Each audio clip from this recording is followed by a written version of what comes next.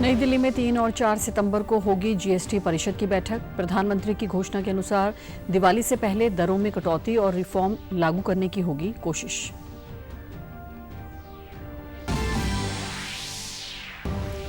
मुख्यमंत्री नायब सिंह सैनी बोले, कानून व्यवस्था पर सवाल उठाने वाले जानते हैं उनके समय में कानून व्यवस्था का पिटा हुआ था दिवालिया। विपक्ष के पास ठोस मुद्दों की कमी। 27 अगस्त तक चलेगा मॉनसून सत्र, सरकार देगी जवाब। हरियाणा उदय कार्यक्रम के तहत प्रदेश भर में 2482 कार्यक्रम आयोजित। डबवाली में यूथ मैराथन में मुख्यमंत्री ने स्वयं दौड़ लगाकर युवाओं का बढ़ाया हौसला। कहा, सभी मिलकर करें नशे पर प्रहार। और पूर्व मंत्री जेपी दलाल ने मनीषा के घर जाकर परिजनों से किया शोक प्रकट। कहा, सीएम खुद मामले की जांच करवा रहे थे। परिजनों की मांग पर केस दिया सीबीआई को। विपक्ष से इस मुद्दे पर राजनीति न करने की appeal.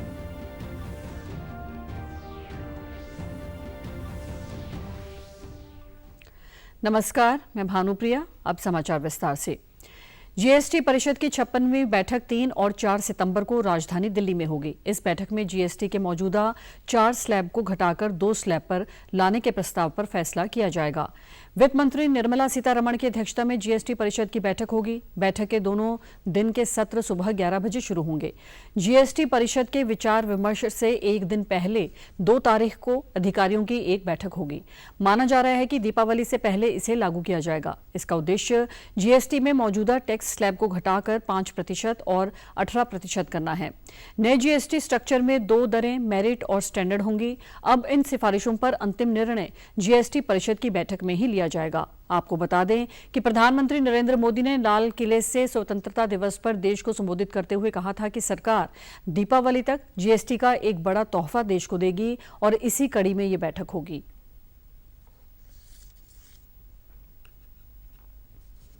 Next generation GST reforms लेकर के आ रहे हैं।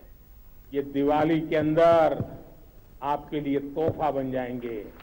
सामान्य मानवीय की जरूरतों के टैक्स भारी मात्रा में कम कर दिए जाएंगे। बहुत बड़ी सुविधा बढ़ेगी। हमारे एमएसएमई, हमारे लघु उद्यमी, इनको बहुत बड़ा लाभ मिलेगा। रोजमर्रा की चीजें बहुत सस्ती हो जाएगी और उससे इकोनॉमी को भी एक नया बल मिलने वाला है। प्रधानमंत्री नरेंद्र मोदी एक बार फिर 31 अगस्त को आकाशवाणी पर प्रसारित मन की बात कार्यक्रम के माध्यम से देशवासियों के साथ अपने विचार साझा करेंगे। मन की बात मासिक रेडियो कार्यक्रम की ये 125वीं कड़ी होगी।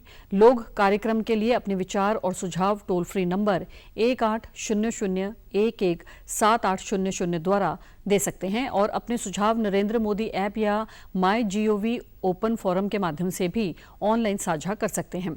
कार्यक्रम का प्रसारण आकाशवाणी और दूरदर्शन नेटवर्क के साथ साथ आकाशवाणी समाचार वेबसाइट और news on AIR mobile app पर किया जाएगा। इसका आकाशवाणी, दूरदर्शन समाचार, PMO और सूचना व प्रसारण मंत्रालय के YouTube चैनलों पर भी सीधा प्रसारण किया जाएगा। हिंदी प्रसारण के तुरंत बाद आकाशवाणी पर क्षेत्रीय भाषाओं में कार्यक्रम प्रसारित किया जाएगा। हरियाणा उदय कार्यक्रम के तहत सिरसा के डबवाली में यूथ मैराथन आयोजित की गई। मुख्यमंत्री नायब सिंह सैनी ने यूथ मैराथन को हरी झंडी दिखाकर रवाना किया। मैराथन में भारी संख्या में क्षेत्र के नागरिकों, विशेषकर युवाओं ने बढ़ चढ़कर भाग लिया।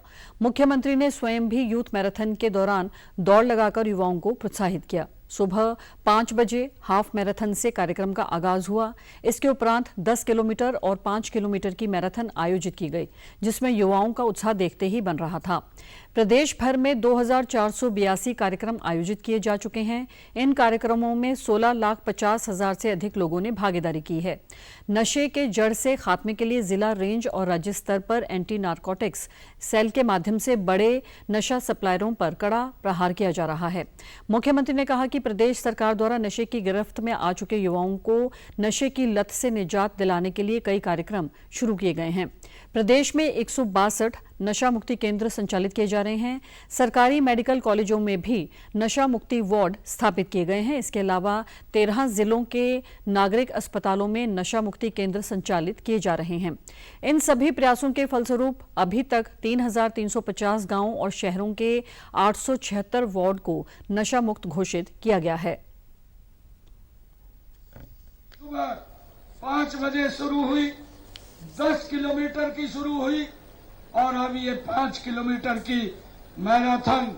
मैं सभी मैराथन के विजेताओं को भी मैं बहुत बहुत और इसमें भाग लेने वाले सभी हमारे युवा साथियों को मैं बहुत बहुत बधाई देता हूं।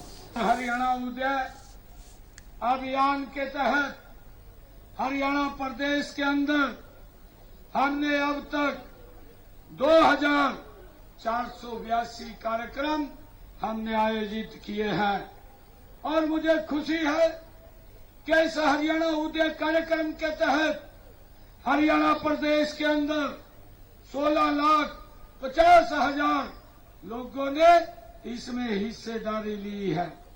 मुझे ये खुशी है कि हरियाणा उदय हरियाणा का आज तक का ये सबसे बड़ा आउटरीच कार्यक्रम ये साबित हुआ है।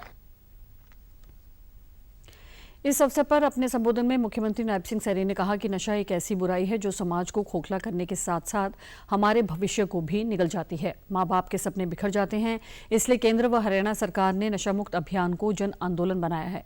देश के प्रधानमंत्री नरेंद्र मोदी की ओर से फिट इंडिया मूवमेंट जैसी महत्वाकांक्षी अभियान चलाया गया है। वहीं हरियाणा में भी राहगिरी, साइक्लोथॉन, मैराथन तथा धाकड़ जैसे अनूठे कार्यक्रम शुरू करके नशे पर कड़ा प्रहार किया है। नशा एक ऐसी बुराई है जो व्यक्ति को नहीं पूरे परिवार समाज को खोखला कर देता है। यह हमारे युवाओं के भविष्य को निगल जाता है, ऊर्जा को नकारात्मक दिशा में मोड़ देता है। नशे के कारण कितने परिवार ये उजड़ गए हैं, कितने सपने बिखर गए हैं। यह न केवल शारीरिक बल्कि मानसिक स्वास्थ्य को भी ये प्रभावित करता है। आदरणीय मोदी जी ने जो शब्द कहे हैं, फिट इंडिया मूवमेंट का शुभारंभ किया है। देश के यशस्वी प्रधानमंत्री जी ने अपने शब्दों में कहा है, उन्होंने कहा है कि फिटनेस का मतलब केवल शारीरिक समस्या नहीं बल्कि मानसिक संतुलन और सकारात्मक सोच भी है। फिटनेस एक जन आंदोलन बने, ऐसा ये हरियाणा सरकार का प्रयास है और उसके अंदर हम सब लगे हुए हैं। डबवाली में आयोजित हाफ मैराथन में पुरुष वर्ग में मोहित कुमार प्रथम स्थान पर रहे। उन्होंने 1 घंटे 10 मिनट और 39 सेकंड में दौड़ पूरी की। द्वितीय स्थान पर जसवंत रहे, जिन्होंने 1 घंटा 50 सेकंड में दौड़ पूरी की। तृतीय स्थान पर रहे राम स्वरूप ने 1 घंटा 18 मिनट 37 सेकंड में दौड़ पूरी की। इसी प्रकार से महिला वर्ग में प्रथम रही तामशी सिंह ने 1 घंटा 29 मिनट 43 सेकंड में दौड़ पूरी की। द्वितीय स्थान पर रही जसप्रीत ने 2 घंटे 14 मिनट 28 सेकंड व तृतीय स्थान पर रही राजविंदर ने 2 घंटे 18 मिनट में दौड़ पूरी की। मुख्यमंत्री नायब सिंह सैनी ने कटाक्ष करते हुए कहा कि विपक्ष के पास आज कोई ठोस मुद्दा नहीं है। जो लोग कानून व्यवस्था पर प्रश्न चिन्ह लगा रहे हैं वे जानते हैं कि उनके शासनकाल में कानून व्यवस्था का दिवालिया पिटा हुआ था। उस समय यदि किसी बेटी के साथ कोई घटना हो जाती थी तो FIR तक भी दर्ज नहीं की जाती थी। इसके विपरीत वर्तमान सरकार के समय में पुलिस गति से काम कर रही है। यदि किसी व्यक्ति ने कोई अपराध किया है तो पुलिस उसे सलाखों के पीछे पहुंचाने का काम कर रही है। मुख्यमंत्री रविवार को सिरसा के डबवाली में आयोजित मैराथन के उपरांत पत्रकारों से बातचीत कर रहे थे। तब उन्होंने ये भी कहा कि हरियाणा विधानसभा का मॉनसून सत्र 27 अगस्त तक चलेगा, जिसमें विभिन्न विधेयक लाए जाएंगे और विधायी कार्य होंगे। विपक्ष की ओर से ध्यानाकर्षण प्रस्ताव भी दिए गए हैं, जिनका सरकार जवाब देगी। जो लोग विपक्ष के, मैंने कहा है कि मुद्दा नहीं है, और जो लोग कानून व्यवस्था के ऊपर क्वेश्चन मार्क लगा रहे हैं, उनके समय में कानून व्यवस्था का क्या दिवालिया पिटा हुआ था वो बखूबी जानते हैं। अगर किसी बेटी से दुराचार भी हुआ है तो FIR तक दर्ज नहीं हुई, और हमारी पुलिस हमारे समय के अंदर गति से काम कर रही है। नहीं, देखिए, सेशन के अंदर हमारा मानसून सत्र है, 22 तारीख को शुरू हुआ है और 27 तारीख तक ये चलेगा। विभिन्न बिल भी उसके अंदर आएंगे और जो हमारा कार्य है, विधायी कार्य, वो भी उसके अंदर हो रहा है। कुछ विपक्ष की तरफ से कॉलिंग अटेंशन भी है, उनका हम पूरा जवाब देंगे। संसद में लाए गए विधेयक के संबंध में पूछे गए प्रश्न का उत्तर देते हुए नायब सिंह सैनी ने कहा कि केंद्र सरकार का प्रयास है कि समाज में पारदर्शिता आए और जनता का राजनीतिक दलों व नेताओं पर विश्वास हो। अन्यथा स्थिति ये हो जाती थी कि लोग जेल के भीतर से भी चुनाव जीत जाते हैं। इसी कारण केंद्र सरकार ये विधेयक लेकर आई है ताकि लोकतंत्र में पारदर्शिता और विश्वास को और अधिक सुदृढ़ किया जा सके। नहीं, देखिए, क्योंकि केंद्र सरकार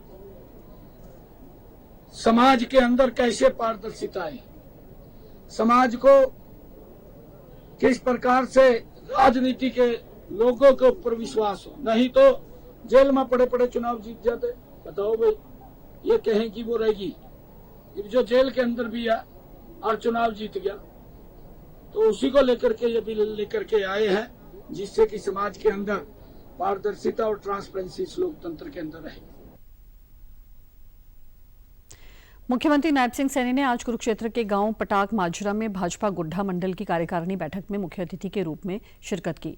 भाजपा गुड्ढा मंडल की कार्यकारिणी को संबोधित करते हुए मुख्यमंत्री ने कहा कि सरकार सभी वर्गों के हितों को ध्यान में रखते हुए कार्य कर रही है।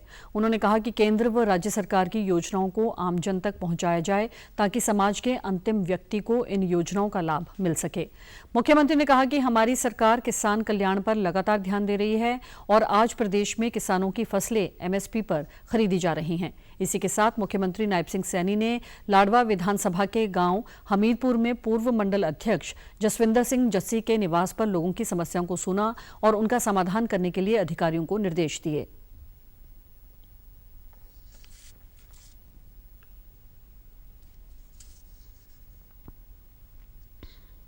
धन्यवाद करता हूं, क्योंकि जब मुझे पता चला कि कूड़ा मंडल की कार्यकारिणी चल रही है, तो जितना समय था आप लोगों के बीच में वो समय लग रहा है। एक रैली में विधानसभा चुनाव से पहले, ठीक पहले मैंने एक घोषणा यहाँ की थी कि हमारी सरकार जब दोबारा आएगी, हरियाणा प्रदेश के पूरी की पूरी फसल एमएसपी पर खरीदने की गारंटी अगर किसी की होगी तो हरियाणा सरकार की होगी।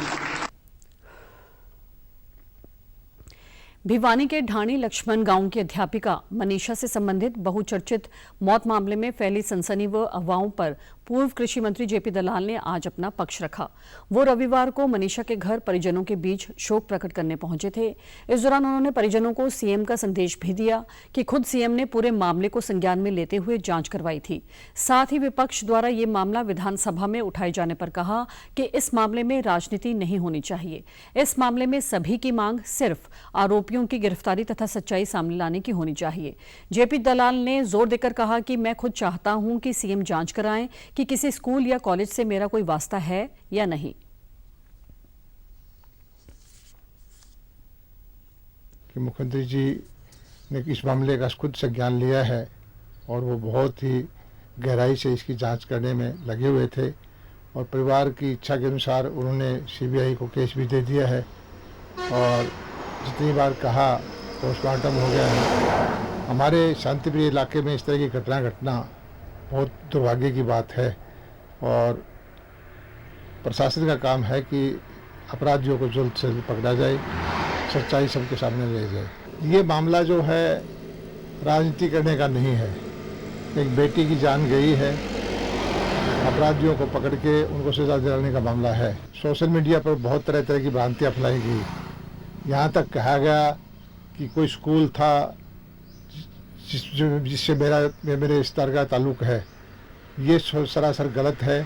पूरे प्रदेश के अंदर मेरा किसी स्कूल में, किसी कॉलेज में कोई किसी तरह का कोई ताल्लुक नहीं है।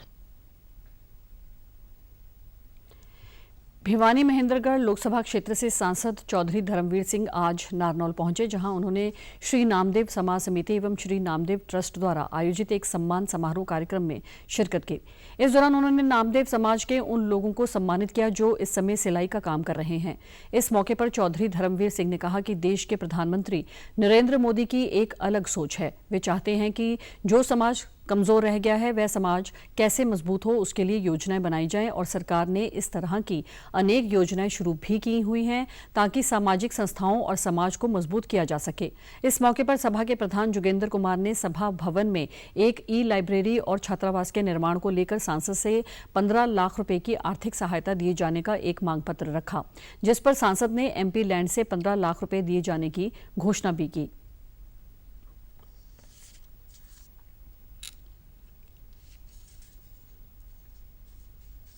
जितने भी आयोजक हैं उन सबको बधाई। एक ऐसे समाज के हर व्यक्ति से मेरे को मुलाकात करवाने का समय दिलवाया जिनकी वजह से एक आम आदमी इंसान के तौर पर दिखाई देता है। वो एक अलग बात है कि आर्थिक तौर पर ये समाज इतनी उन्नति नहीं कर पाया, लेकिन जैसे ही माननीय मोदी जी ने खासकर कारीगर समाज के लिए जो भी कारीगर हैं उसमें नामदेव समाज भी है। हमारे सारे के सारे जितने कारीगर यहाँ आए हैं, एक नया एमएसएमई नया एक डिपार्टमेंट कौशल विभाग के माध्यम से एक रास्ता खोला है कि आओ हम सब आगे बढ़ें और इस देश को विकसित देश बनाएं। खेल राज्य मंत्री गौरव गौतम ने पलवल के बंसी विद्या निकेतन स्कूल में आयोजित की गई इंटर स्टेट स्विमिंग चैंपियनशिप में खिलाड़ियों को पुरस्कार दिए। खेल राज्य मंत्री गौरव गौतम ने कहा कि प्रदेश सरकार खेलों को बढ़ावा दे रही है। हरियाणा सरकार की खेल नीति के तहत प्रदेश तेज गति से खेलों में आगे बढ़ रहा है। प्रदेश के खिलाड़ियों को हर संभव मदद प्रदान की जा रही है। उन्होंने कहा कि हरियाणा प्रदेश के खिलाड़ियों ने अपनी मेहनत और प्रदेश सरकार के सहयोग से पूरी दुनिया में भारत का नाम रोशन किया है। गौरव गौतम ने प्रतियोगिताओं में भाग लेने वाले खिलाड़ियों के उज्जवल भविष्य की कामना करते हुए कहा कि युवाओं को खेलों में भाग लेना चाहिए। प्रतियोगिता में खिलाड़ी अपनी प्रतिभा को दिखाएं। जो खिलाड़ी अच्छा प्रदर्शन करेंगे उसे आगे बढ़ने के अवसर प्राप्त होंगे। उन्होंने कहा कि प्रदेश सरकार बिना पर्ची बिना खर्ची के आधार पर पारदर्शिता के आधार पर नौकरी प्रदान कर रही है।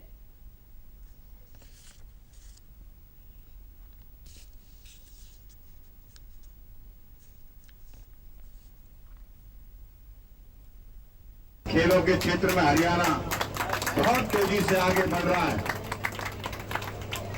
और हमारे खिलाड़ियों की असीम मेहनत और सरकार की जो मदद है पूरी दुनिया में नाम रोशन करके हरियाणा का रखा हुआ है हमारे खिलाड़ियों ने। मैं इनको उज्जवल भविष्य की शुभकामनाएं बधाई देता हूं। और आज जो स्विमिंग कंपटीशन हो रहा है, मैं कोच साहब और जो रेफरी हमारे हैं सब पारदर्शिता से हो, अच्छे से हो और जो बच्चा अच्छा करेगा वो आगे बढ़ेगा।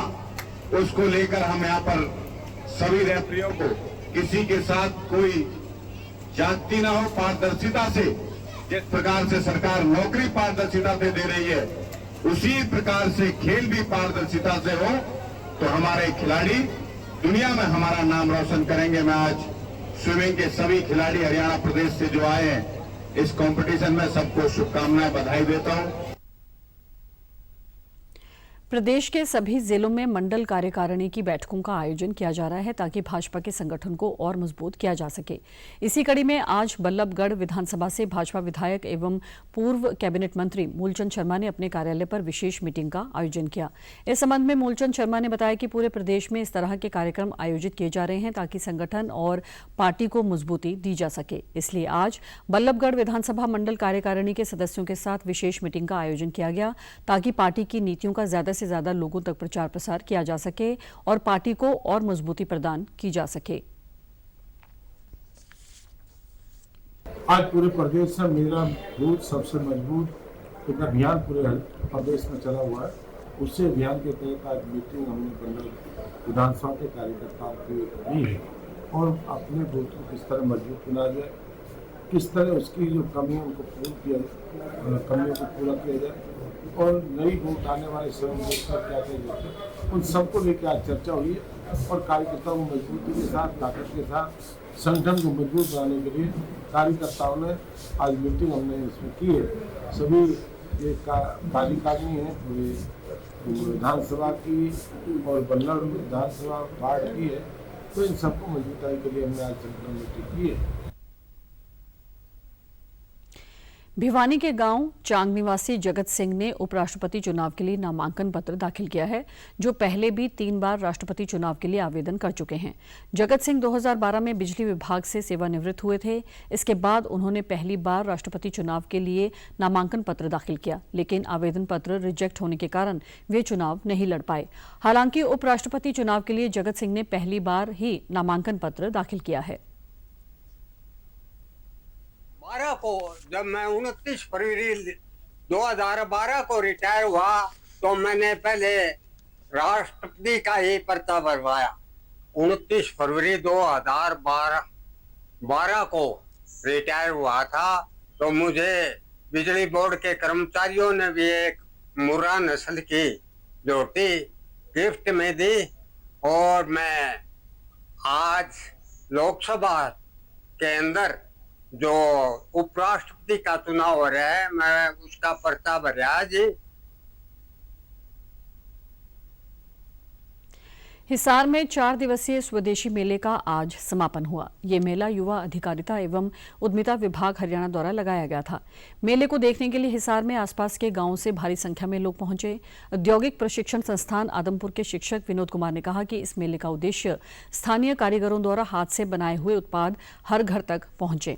अधिक से अधिक ऐसी वस्तुओं का प्रचार इन मेलों के माध्यम से किया जा रहा है। उन्होंने बताया कि इस मेले में स्थानीय लोगों का रुझान बहुत अच्छा रहा।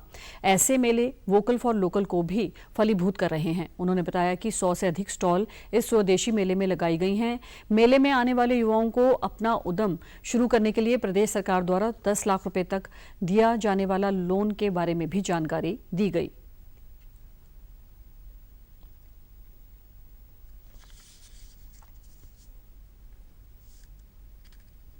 इसका उद्देश्य यही है कि भी भारत में निर्मित या फिर हाथ से बनी हुई जो वस्तुएं जो है वो स्वदेशी मेले के अंदर 100 से अधिक जो है स्टॉल यहाँ पे लगाई गई है। लोगों को मोटिवेट मिले कि भी इस तरीके की वस्तुएं आप भी बना सकते हो और ग्रामीण अंचल तक भी ये जो हाथों से जो बने हुए जो प्रोडक्ट जो है वो भी ग्रामीण अंचल तक पहुंचे।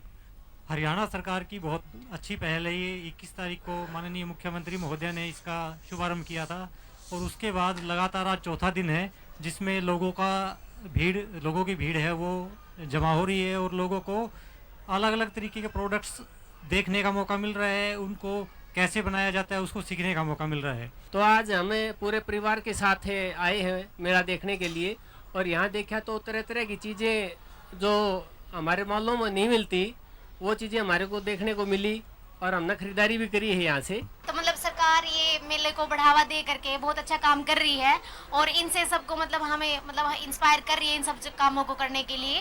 तो यही चाहेंगे कि मतलब सरकार और अधिक से अधिक इन मेलों को मतलब प्रयोजन करे और हमारी जीडीपी में योगदान और बढ़ाने का काम करे। बहुत अच्छा कदम है सरकार का ये, जिसमें हमारे जैसे एंटरप्रेन्योर्स को जगह मिलती है जहाँ अपने प्रोडक्ट्स की मार्केट की जाती है, अवेयरनेस की जाती है अपने प्रोडक्ट्स की। कजाकिस्तान में आयोजित की गई 16वीं एशियन शूटिंग चैंपियनशिप में पलवल के खिलाड़ी कपिल बैंसला ने देश की झोली में गोल्ड मेडल डालने का काम किया। कपिल बैंसला का रविवार को उनके पैतृक गांव मुनीरगढ़ी में पहुंचने पर भव्य स्वागत किया गया। खेल राज्य मंत्री गौरव गौतम ने कपिल बैंसला के निवास पर पहुंचकर उन्हें बधाई दी। उन्होंने कहा कि कपिल बैंसला ने देश की झोली में मेडल डालकर युवाओं को प्रेरणा देने का कार्य किया है। उन्होंने कहा कि पहले पलवल जिला खेलों में पीछे रहता था, लेकिन अब पलवल जिला खेलों में किसी भी प्रकार से पीछे नहीं रहेगा। गौरव गौतम ने कहा कि सरकार द्वारा खेलों को बढ़ावा दिया जा रहा है। सरकार द्वारा खिलाड़ियों को प्रोत्साहन राशि प्रदान की जा रही है।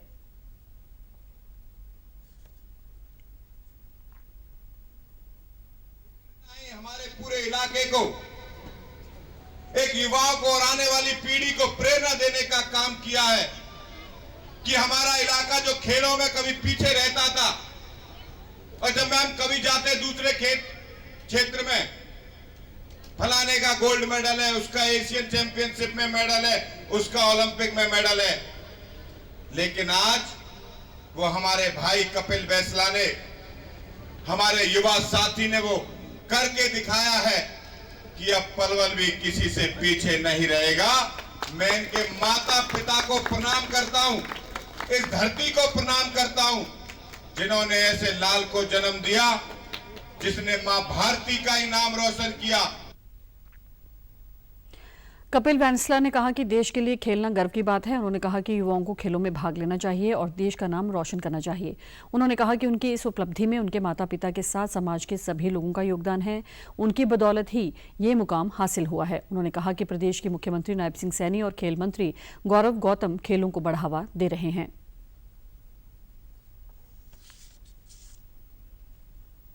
बहुत अच्छा महसूस हो रहा है अपने देश के लिए खेल के, अपने देश के लिए मेडल ला के। ये मौका हर किसी को नहीं मिलता, इसलिए मैं बहुत खुश हूँ। मैं तो चाहूँगा कि देश के हर युवा को ये मौका मिले, देश का नाम ऊपर हो। फील्ड कोई भी हो, खेल हो, पढ़ाई हो, कोई भी फील्ड हो, मेहनत करो, देश का नाम करो, आगे वर्ल्ड कप मेडल। बारिश से बाढ़ जैसे हालात होने से फसल खराब होने के कारण सब्जी के भाव बढ़ रहे हैं। नूंह जिले में टमाटर और प्याज की बढ़ी हुई कीमत ने थाली का जायका बिगाड़ दिया है। सबसे ज्यादा टमाटर और प्याज की कीमतों में एकाएक बढ़ोतरी हुई है। सब्जी की दुकानों पर टमाटर और प्याज की बढ़ी हुई कीमत सुनकर अब गृहिणियों को चक्कर आने लगे हैं। गरीब लोगों ने तो टमाटर और प्याज खरीदना ही बंद कर दिया है। इसके अलावा हरी सब्जियों के दाम में भी बढ़ावा हुआ है। लगभग 20 दिन पहले 30 से 40 रुपए प्रति किलो फुटकर में बिकने वाला टमाटर एकाएक 90 रुपए किलो के भाव से बिकने लगा है। लोगों ने बताया कि कुछ दिन पहले टमाटर के भाव कम थे, लेकिन पिछले 10 दिनों में सभी सब्जी के दामों में दोगुना फर्क आया है। टमाटर से अलग सब्जी के भावों की बात करें तो लोगों ने जानकारी देते हुए बताया कि गरीब लोग तो दुकान पर सब्जी के भाव पूछकर ही घर वापस लौट जाते हैं। टमाटर के साथ साथ अन्य सब्जियों के भी अन्य दिनों में के मुकाबले काफ़ी महंगी हैं। बता दें कि दुकानदार भी सब्जियों की महंगाई से परेशान हैं, क्योंकि महंगी सब्जी की कोई खरीद नहीं करता, इसलिए दुकानदारों की बिक्री नहीं होने से सब्जियां खराब हो जाती है, जिससे उनको काफ़ी नुकसान हो रहा है।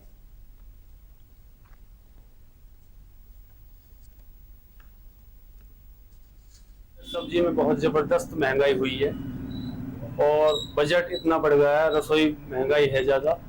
जो गोभी है वह भी 100 रुपये किलो है, तुरई है 60 और 70 रुपये किलो है, भिंडी भी 60-70 रुपये किलो है। और बारिश की होने की वजह से बारिश एक आई पड़ी है खेतों में, जो फसल पूरी है वह भी 90% गल चुकी है। बरसात के कारण फसल ज़्यादा खराब होगी, वो इसकी वजह से ही सब्जियों पर असर पड़ा है। बरसात के मौसम में सब्जियाँ गल जाती है ना, इसी कारण सब्जी थोड़ी महंगाई हो जाती है। महंगाई की वजह से, बाढ़ आने की वजह से महंगाई सब्जी पे है जी।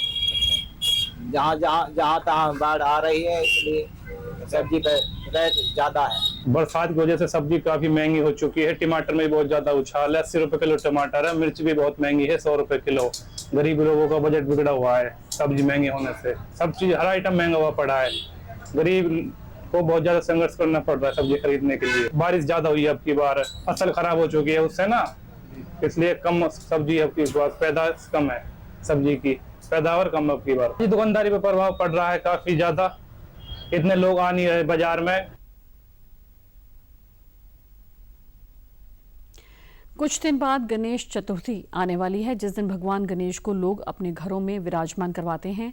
वहीं अंबाला में पिछले 30 सालों से भगवान गणेश की प्रतिमाएं बना रहे मूर्तिकार ने बताया कि इस बार भी शेषनाग और मोरपंखी भगवान श्री गणेश जी की प्रतिमा आकर्षण का केंद्र बनी हुई है। अंबाला एक ऐसा स्थान है जहां से कई राज्यों से लोग आकर भगवान श्री गणेश जी की प्रतिमाएं लेकर जाते हैं। जानकारी देते हुए मूर्तिकार ने बताया कि वे पिछले काफी समय से अंबाला में ही मूर्तियां बनाकर बेचने का काम कर रहे हैं। यहां पर भी मुंबई की तर्ज पर गणेश चतुर्थी मनाई जाती है। इस बार भी बहुत सी मूर्तियां बनाई गई हैं और लोगों से मूर्तियों के लिए मोल भाव नहीं किया जाता। जो भी लोग अपनी श्रद्धा से देना चाहते हैं वही रख लिया जाता है।